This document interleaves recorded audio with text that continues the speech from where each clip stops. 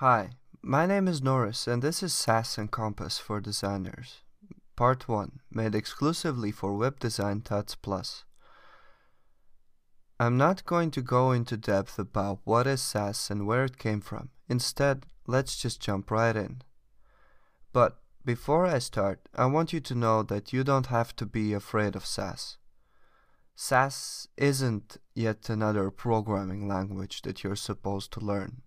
In fact, to use SASS, you need to know only CSS, nothing more. I'm saying this because SASS for some reason is scary for many designers. Maybe because of the various misconceptions, like you have to use the console, or you have to know dynamic programming, etc. The truth is, SASS makes your life easier, even if you use only one of the features and just ignore the rest. But I'm pretty sure, once you'll try one of the features, you'll want more. In this part, I'm going to cover 3 applications that you can use instead of the terminal for SASS and Compas. After that, we'll take a look at just one of the features in SASS. But before I look at the apps, if you want to know how to install SASS with the terminal, Jeffrey Way has made a 3-part series on NetTuts Plus, and in the part 1, he does an excellent job on explaining how to install SASS and what is SASS as well. So, this will be a quick tour, and after the video you can decide what works for you and play around in your own style sheets. So sit back and relax for a couple of minutes. So the first application that we're going to look at is Scout. Scout is a free application and it works both in Windows and Mac.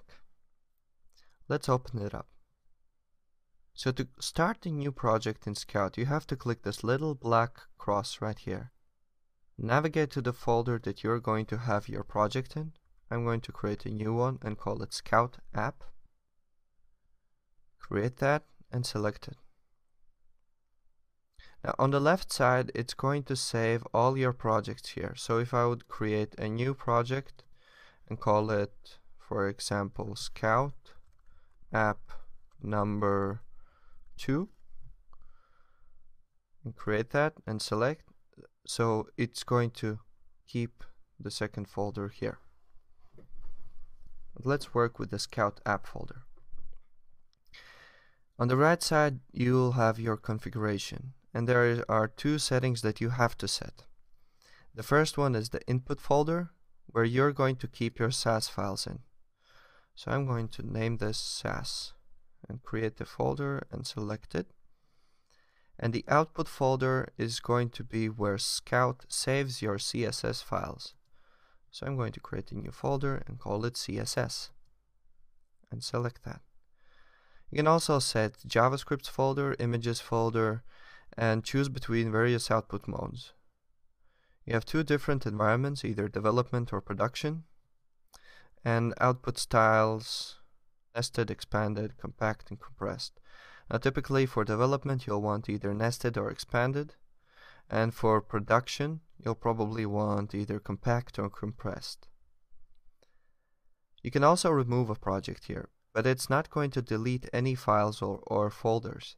It's just going to remove the project from Scout. So let's remove the Scout app number 2. That's it. So now that we have our project set up, let's click this little play button right here. And it's going to give us an error, because it says nothing to compile. If you're trying to start a new project, you have left off the directory argument. Well, actually, the issue is that there's nothing to compile, because our folders are empty. So let's drag the Scout app folder inside Sublime Text and create a sample SCSS file. And I'm just going to say body color black and save the file inside the SASS folder, which we created inside the Scout app folder. And I'm going to call this screen.scss and save that. Now if we open Scout again and click the play button, it's going to compile the screen.scss file into screen.css, and it's going to save it in the CSS directory that we created.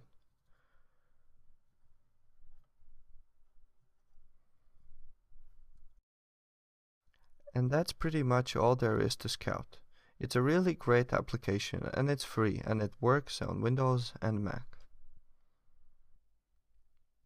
Now the next application that we are going to look at is Compas.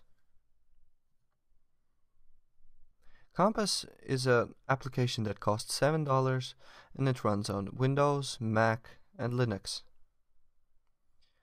To create a new Compas project, you have to click on the Compas icon in your menu bar.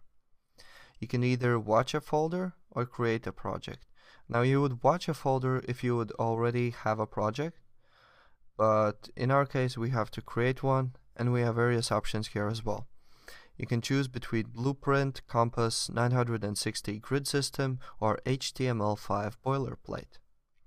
If you already feel familiar with any of these frameworks in basic CSS and HTML, you can choose that, and they have some useful things in them.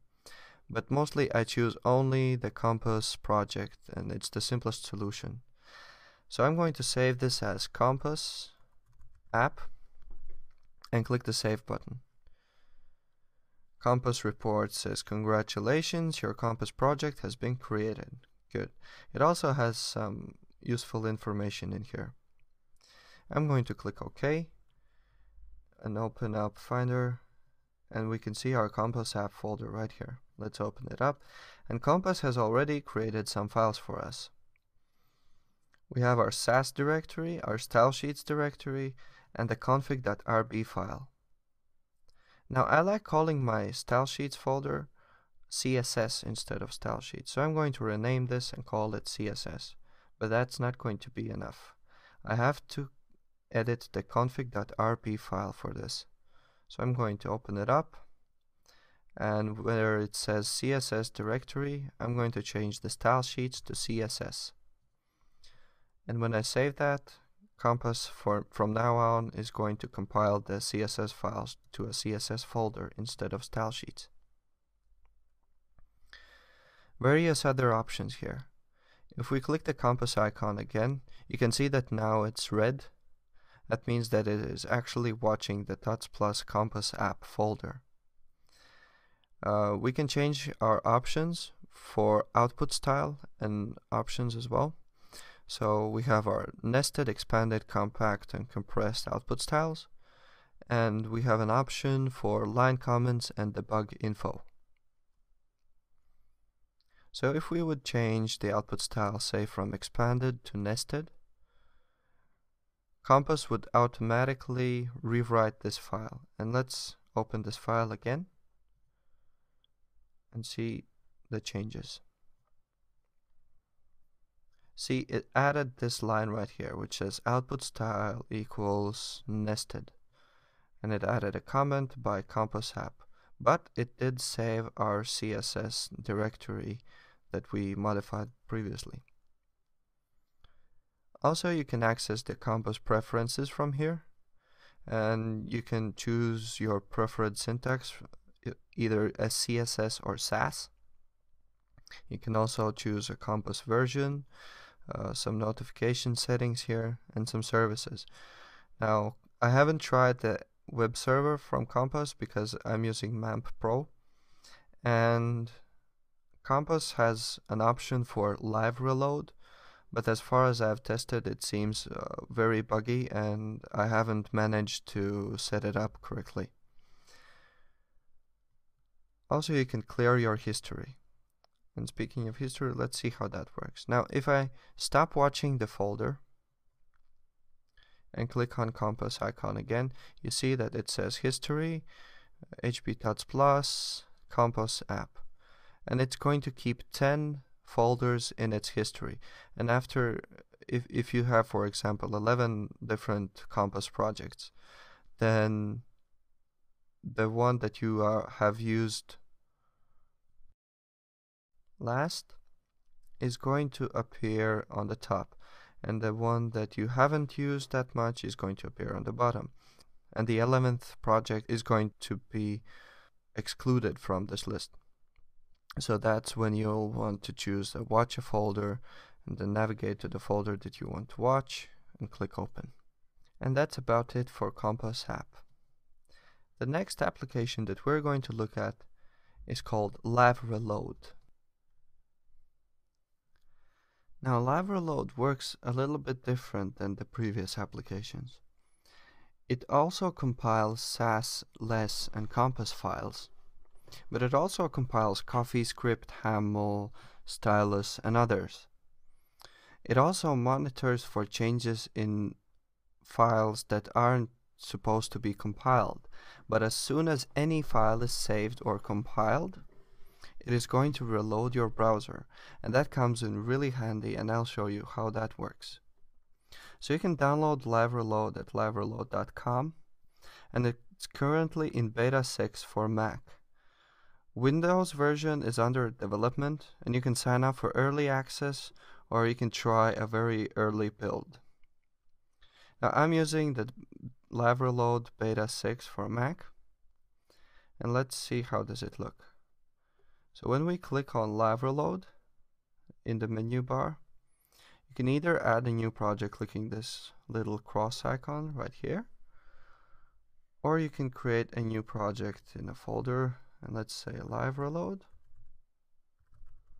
and just drag it in. Now to compile SASS files, you have to check this button right here. And you have various options in here as well.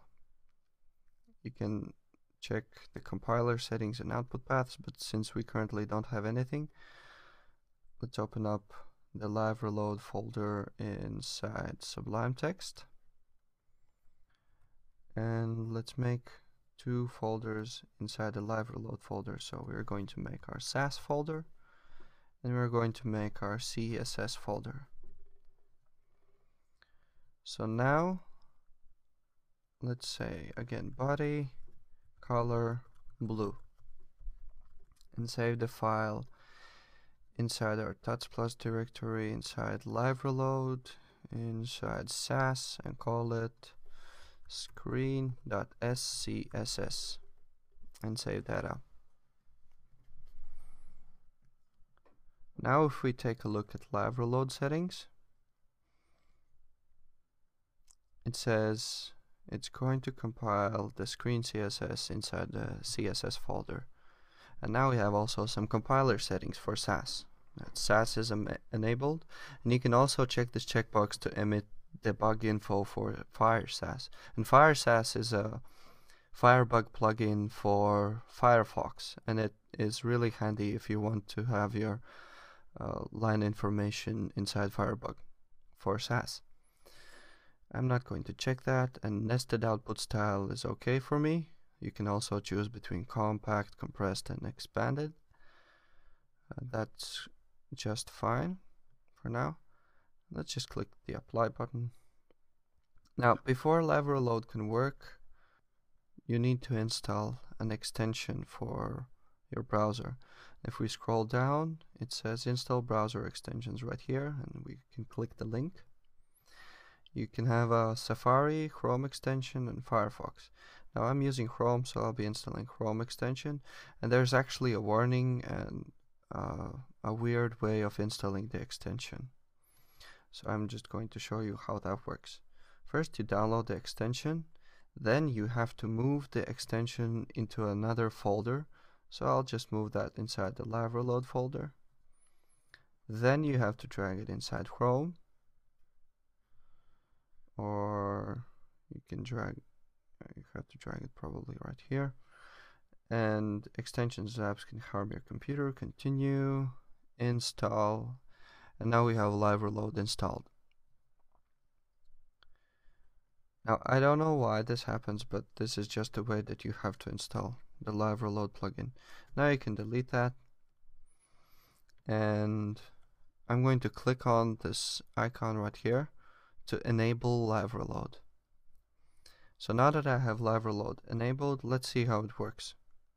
I'm going to move this window to the left side right here, and I'm going to take my Sublime Text and move it to the right. and just get some more space in here.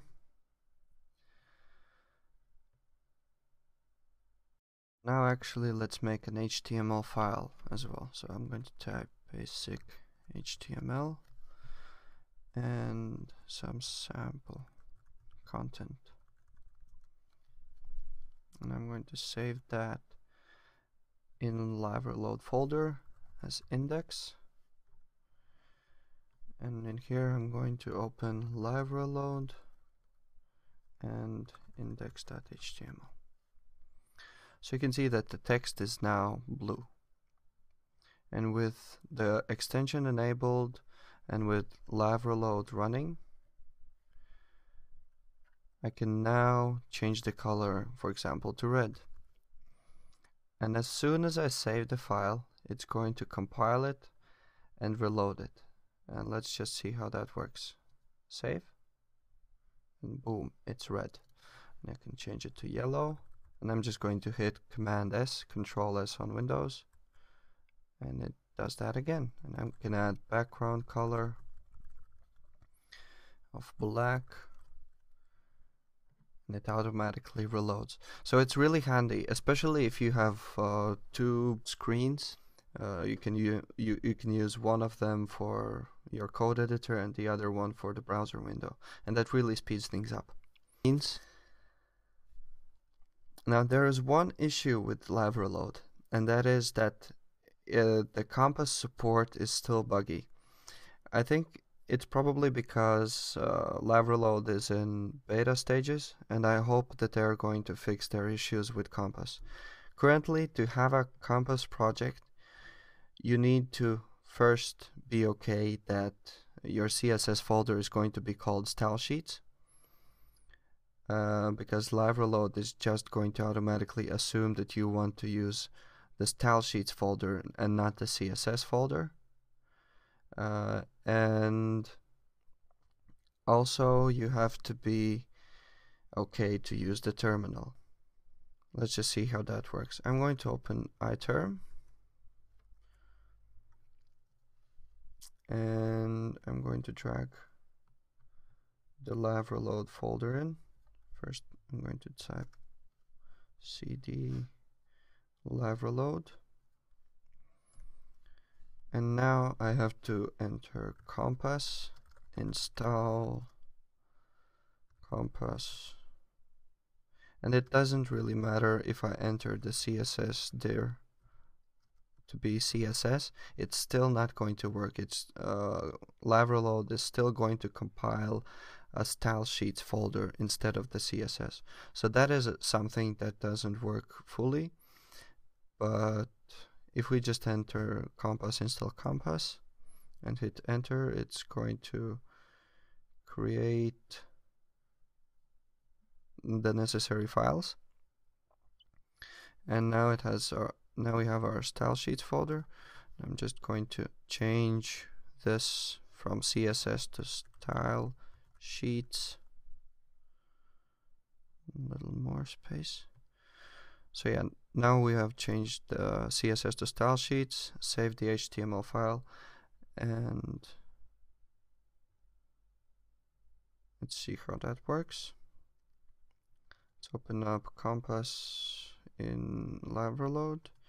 Say options, compiler settings, SASS enabled. We probably need to enter this Compas force. Yeah, now it created everything that we needed, and it overwrote the screen.scss file. It imported the Compas reset file. Let's just remove everything and say body, background color is black, and color of the text is going to be yellow again. Save that. And so it works now, but that required to do some additional stuff. Now if you really want to use live reload with Compas, this is the way that you're going to have to do it for a while, and I'm hoping that live reload are going to fix their issues with this soon enough, but this is the way it works currently. It still works flawlessly with SASS as long as you don't add any additional frameworks in it. So these were the 3 applications that we were going to look at, and we did. Now let's take a look at the SASS features.